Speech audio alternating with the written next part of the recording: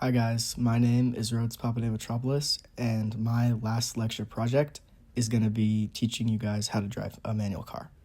And the car that I'm going to be teaching you guys with is my 2006 BMW 330i. So the first difference that you're going to notice between a manual car and an automatic car when you first get in it is that a manual car is going to have a manual shifter.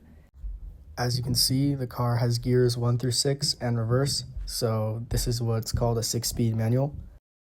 The second main thing you're going to notice is that instead of having 2 pedals, gas and brake like a normal car, you're going to have a third pedal, and this is what's called the clutch. On the right, you have the gas like normal. To the left of that, you have the brake, and then all the way to the left is your clutch pedal. On top of the shifter, you're going to have the shift pattern, and that's pretty much going to tell you where each gear is. So right now, the shifter is in its default position. It's in neutral, and that means it's not in a gear.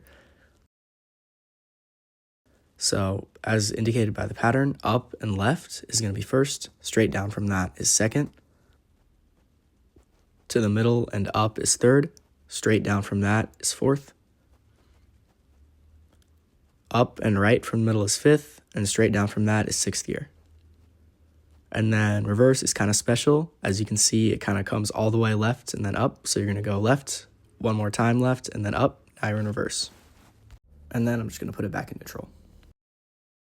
So now we can start to drive the car. And the first step to driving any car is to start it. But with a manual, it's going to be a little bit different. The first thing is you're going to make sure the parking brake is up, the shifter's in neutral, and that means you can move it all the way left and right.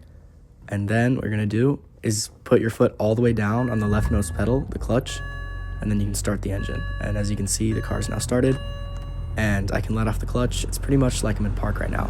I can rev the engine freely, and the car won't move, and it won't turn off. It'll just stay on.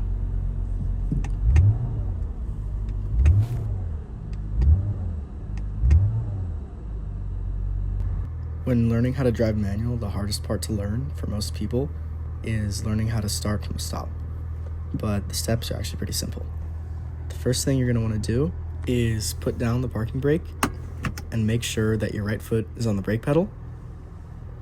And then what you're going to do is going to clutch in and put the transmission in first. And now what you're going to do is watch your rev gauge. And you're going to slowly let out the clutch with your left foot until you start to see the needle kind of bounce up and down. And when you start to see that, you can take your foot off of the brake pedal, and now, as you can see, you're going to be rolling around and driving. And when you're in a gear and actually moving, it's identical to driving a normal car. And then to stop, what you're going to want to do is put the clutch in, go to neutral, and then you can just get on the brakes and stop like a normal car. The starting and stopping is the hardest part, so you should definitely practice that as many times that you can until you get really comfortable with it. And just do that in a parking lot or somewhere where you don't really have a risk of hitting anything or getting into any danger. A common thing that can happen when you're learning how to drive manual is stalling the car, and this happens when the engine RPMs drop too low. And as you can see, I'm on the clutch here, and the RPMs are slowly coming down, but the car dies because I let off the clutch without taking off the brake. Once you've gotten starting and stopping down, the actual process of driving at speed is pretty easy. And the way I like to think about it is like when you're riding a pedal bike. I like to think of the engine as your legs and your feet moving the pedals, and the wheels of the bike like the wheels of the car. When you're riding a bike at a really low speed, you want to be in a low gear so that your feet can move on the pedals at a pretty comfortable rate. But think about if you're moving pretty fast on a bike and you went into a really low gear like first. Your feet would be moving really, really fast along the pedals, and it would be uncomfortable and inconvenient. In a car, the equivalent is pretty similar. It would be like being in first gear at a higher speed, and this would mean that your RPMs or your engine speed would be really high, and this is bad for the car mechanically, and you would get worse fuel economy.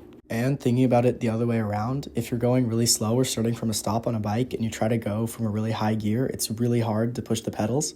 So instead, you would want to start from a lower gear. And this is why when we start from a stop in a manual car, we always start in first gear. From a stop, you can go from a higher gear, like second or third sometimes, but it's really hard to make the car not stall.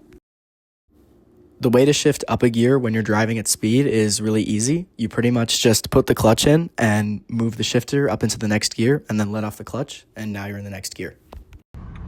And here's a driving example where I go from neutral into first like normal when starting from a stop.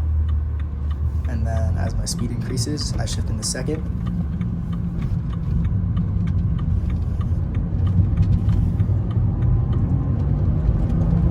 And then third. And then fourth.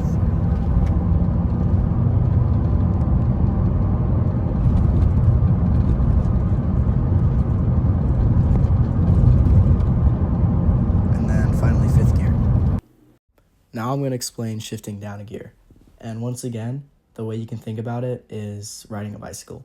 So let's say you're riding a bike and you want to go from a higher gear to a lower gear. So what's going to happen when you do that is once you go to that lower gear, you're going to have to start moving your legs faster. And the way we replicate this in a car is by doing this thing called rev matching when you downshift.